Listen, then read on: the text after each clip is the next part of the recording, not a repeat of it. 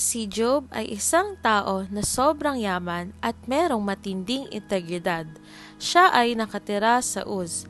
Kilala siya sa buong silangan na bilang pinakamatuwid na tao sa lahat. Si Job ay may 7 anak na lalaki at 3 anak na babae. Maraming mga naglilingkod at napakaraming mga hayop. Namuhay siya ng masagana at kontento. Ngunit higit sa lahat, si Job ay isang tao na may malalim na debosyon sa Diyos. Ang kanyang puso ay nakasunod sa kalooban ng Diyos at regular siyang nag-aalay ng mga handog hindi lamang para sa kanyang mga kasalanan, kundi na rin pati sa kanyang mga anak. Sa baka sakali, sila'y nagkasala at hindi nila namamalayan. Siya ay isang tao na sa kabila ng kanyang material na yaman ay nanatiling mapagkumbaba at matatag sa kanyang pananampalataya. Naniniwala si Satanas na ang pananampalataya at debosyon ni Job sa Diyos ay hindi tunay, kundi nakabatay lamang sa kanyang kasaganaan at pagpapala. Sa harap ng hukuman sa langit, ipinahayag ni Satanas na kung mawawala lahat kay Job, ang kanyang yaman, kalusugan at pamilya, hindi na siya magiging tapat sa Diyos. Simple lang ang pananaw ni Satanas.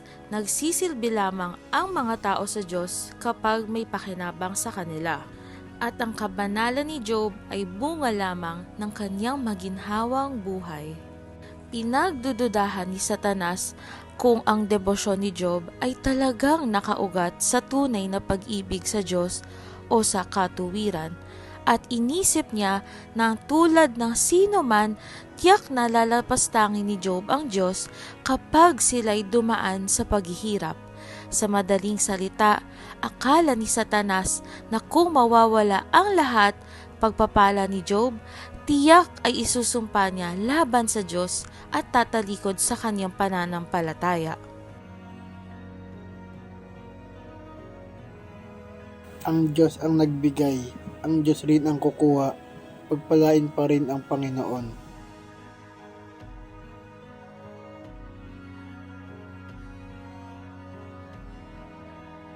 Dumating ang mga kaibigan ni Job, sina Eliphaz, Bildad at Zophar, upang aliwin siya. Ngunit mabilis nilang inakusahan si Job ng kasalanan na nagdulot ng ganitong parusa.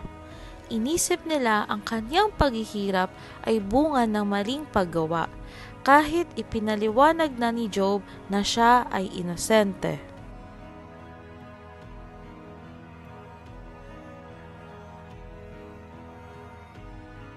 Job, talaga?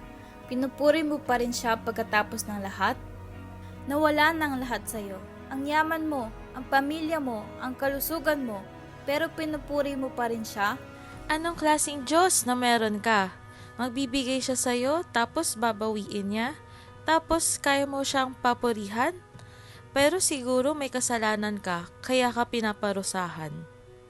Mangmang ka ba? Sa tingin mo ang Diyos ay matutuwa sa'yo? Dahil sa pananampalataya mo? Kung mahal ka ng Diyos, hindi niya hayaan ito mangyari sa'yo. Hindi ko sinasamba ang Diyos dahil sa mga bagay na bigay niya. Sinasamba ko siya dahil kung sino siya. Kahit sa karamdaman kong ito, tapat siya. Uupo ka na lang dyan at maghihintay na ayusin ng Diyos ang lahat? Yan ba ang plano mo, Job? Niloloko mo lang ang sarili mo. Walang dahilan para purihin ng Diyos na hinahayaang masira ka. Kung ako man ay mamamatay sa paghihirap na ito, patuloy ko pa rin siyang pupurihin. At sa huli, siya ang aking manunugod at alam kong tatayo siya sa ibabaw ng lupa. Hindi ko mababago ang nangyari. Hindi ko may babalik ang mga paghihirap. Pero maaari kong piliin magtiwala sa Kanya. Kahit hindi ko nakikita ang dahilan na mabuti ang Diyos. At ang Kanyang paraan ay higit sa aking paraan. Sa kabila ng mga akusasyon ng kanyang mga kaibigan, nanatiling tapat si Job sa Diyos. Nagduda at nagluksa siya, ngunit hindi isinumpa ang Diyos. Nang magsalita ang Diyos, ipinakita niya ang kanyang karunungan at nagpakumbaba si Job, nagsisi at ipinalangin ang mga kaibigan. Pinagalitan ng Diyos ang mga kaibigan ni Job at ibinalik ang kanyang kalusugan, yaman at pamilya. Sa huli, napatunayan ang pananampalataya ni Job at siya'y pinagpala ng higit pa kaysa dati.